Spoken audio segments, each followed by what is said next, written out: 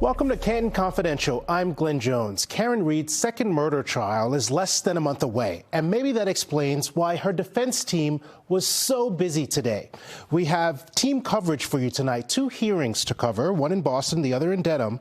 We'll also have more from a member of the Reed jury in trial number 1. First, we go to Norfolk Superior Court. That's where Karen Reed's defense attorneys are seeking to have the case dismissed entirely. They want the case thrown out in part because of something they call pervasive prejudice. John Maroney begins our team coverage with more on the defense motion today.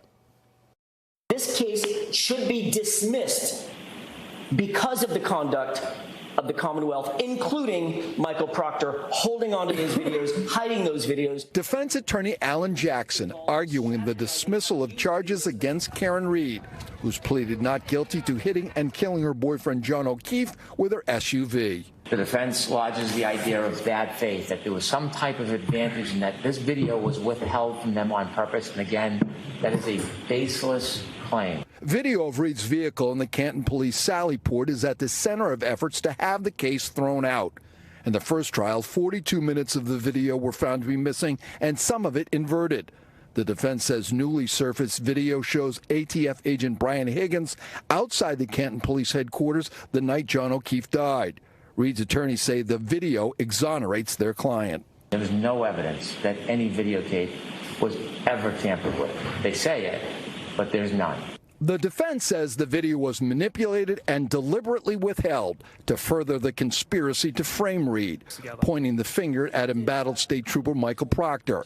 He was a lead investigator, and the defense says he planted taillight pieces from the SUV on the snowy front yard where John O'Keefe's body was found. Not a single piece of taillight was ever recovered at 34 Fairview until after that vehicle was in the possession of Michael Proctor and the Massachusetts State Police. Judge Coyne will take this all under consideration. No word on when she might make a decision, but of course the trial is set to start April 1st. In Dedham, John Maroney, NBC 10 Boston. Before that hearing today in Dedham, Karen Reed and her lawyers were in federal court trying to get 2 of the 3 charges against her thrown out. Our Mary Marcos continues our team coverage now. Karen Reed's defense team is essentially asking the federal court to take a look at what happened in state court, something that they have never seen done before. Karen Reed started her day here at the Moakley Federal Courthouse, where her attorney, Martin Weinberg, tried to persuade a federal judge to bring in jurors from the first trial for a private questioning called a voir dire. Weinberg urged the judge to confirm what at least 4 jurors told the defense, that they unanimously agreed to acquit Reed on second-degree murder and leaving the scene. He said Judge Beverly Coyne made a mistake by declaring a mistrial without exploring other options. Because of that, charging Reed again would violate her Fifth Amendment rights. Prosecutor Caleb Schillinger countered that Coyne did her due diligence and said questioning jurors would be coercive. Reed's team staying positive despite the fact that the state Supreme Court upheld Coyne's decision on the same argument last month. I think Judge Saylor is an independent, experienced, wise judge, and he's going to make the rulings that he considers to be fair. Now, the judge said he would issue an opinion as soon as possible so that each side has an opportunity to appeal before the trial begins next month. Reporting in the Seaport, Mary Marcos, NBC 10 Boston. We're joined by our legal expert now, Michael Coyne. And Michael, I feel like we've got a mile to run in about 3 minutes, so we better get right to it. Let's start in federal court. We heard from Mary's reporting that they're making a Fifth Amendment argument. You say that's going to be an uphill battle for them. Why? It is. Most habeas petitions are denied. I think this will fall into that same group. You have a pending state court action that you're asking the federal government to get involved in. It would be highly unusual for the federal court to step in at this point we're only a month to trial. All right, so let's take what you're saying at face value. They're unsuccessful in federal court in this process, but there's still a way that this could help them later. How? Well, because let's assume that this case goes to trial in April as expected. She is found not guilty. The whole double jeopardy issue, it goes away completely. But if she's convicted and sentenced to jail, which she will be if she's convicted on the more serious charges, then her double jeopardy claim is still viable, and maybe the federal government will take a look at it because it is a U.S. constitutional right that she's challenging. So despite what our Supreme Court has already reviewed, examined, and said that the judgment was fine from the first trial, she would still have some avenue of appeal over in the federal court to try and see if her double jeopardy claims would be viable. Okay, so one thing is objectively true. Reed's defense lawyers are doing everything that they can in the pretrial to try to avoid their client going on trial again. In Superior Court, they're trying to convince Judge Beverly Coyne to throw out the whole thing. How'd they do? I thought they did a good job today. I thought both sides did a really good job. I think the arguments were very heated, they were intense, and they were very, very solid. At the end of the day, I don't see her dismissing this case at this point. Yes, the whole Sally Port video is a mess. It's inexcusable why we're still seeing pieces of video released on a virtually daily basis. However, has it affected them to the point where it is governmental misconduct? I don't think so. I think it's sloppy, and I think that's what the court is likely to find in moving this case forward to trial. So as we as laymen watch what's going on, there seems to be so much to get sorted out before they start the second trial. Do you think we're in risk of seeing a delay for that April 1st start date?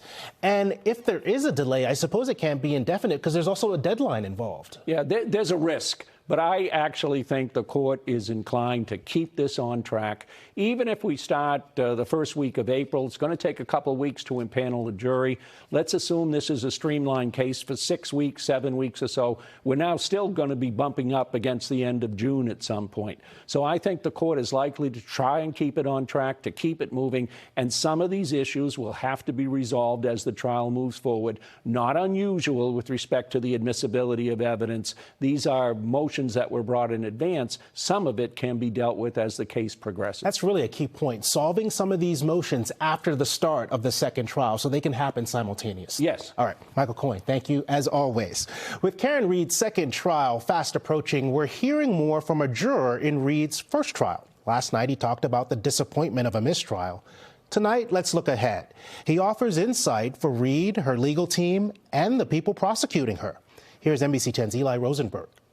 It turns out it wasn't just Judge Beverly Coyne who noticed Karen Reed's expressions during her first trial. Excuse me, this is funny, Ms. Reed? Ronald Stanislaw was a juror during that trial and said the jury saw them too. We're about to launch another trial. What is your advice for Karen Reed? I think some of the faces that, the expressions might have been seen by the jury.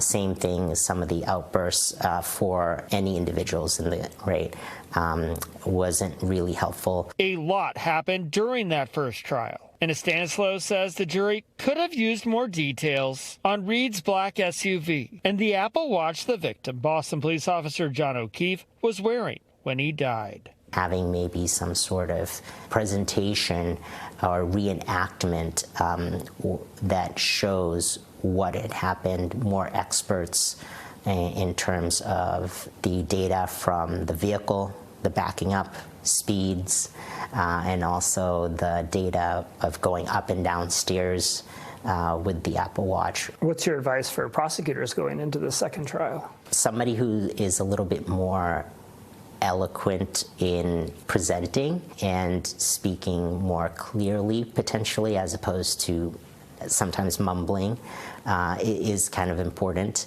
when presenting the pieces.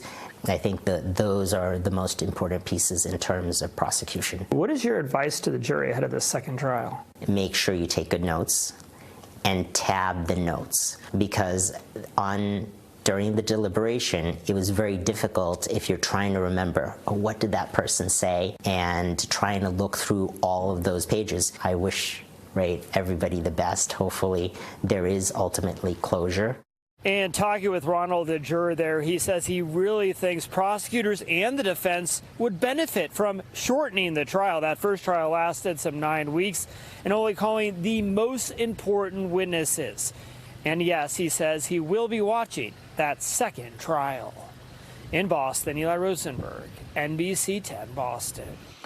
Sue O'Connell, our courtroom insider, joins the conversation now on Canton Confidential. You were in that courtroom almost as much as Ronald, and we spoke a lot here, even more so seeing it on social media, discussion about Karen Read's mannerisms in the courtroom. A juror was picking up on that. Is she going to have to be more careful about that in the second trial, do you think? You know, Glenn, this is one of those issues. So I have a talent coach. We have a talent coach. Yeah. Right? When I came from radio to television, one of the first things he said to me was, listen, I know you're listening to the guest, but you have to look like you're listening to the guests because you're on television. So I would say to Karen Read, I'm sure you're sad that John O'Keefe has passed, whether you did it or not, and I'm sure you hate that you are on trial for this and this has ruined your life, but you need to look a little bit more empathetic. But if that's not who she is, because we all grieve differently, we all express emotions differently, to try and pretend to be someone you're not might be more of that's a good point. Damage to her with the jury than she is who she is, and this is what you get. I mean, again, we all grieve differently, we all react differently. This also happened a long time ago for her. It's been hell for her. I don't know what I would tell her. Yeah, no, you're right. It's hard to win on that point because I've seen inauthenticity be a death knell as well. So you want to avoid that. And she's consistent. Yeah, I guess that's true. All right, let's talk about the Commonwealth, the prosecutors in this case. We also spent a lot of time around this table talking about Adam Lally, and he did not come in for great marks. It does seem like we've had a quality improvement with Brennan.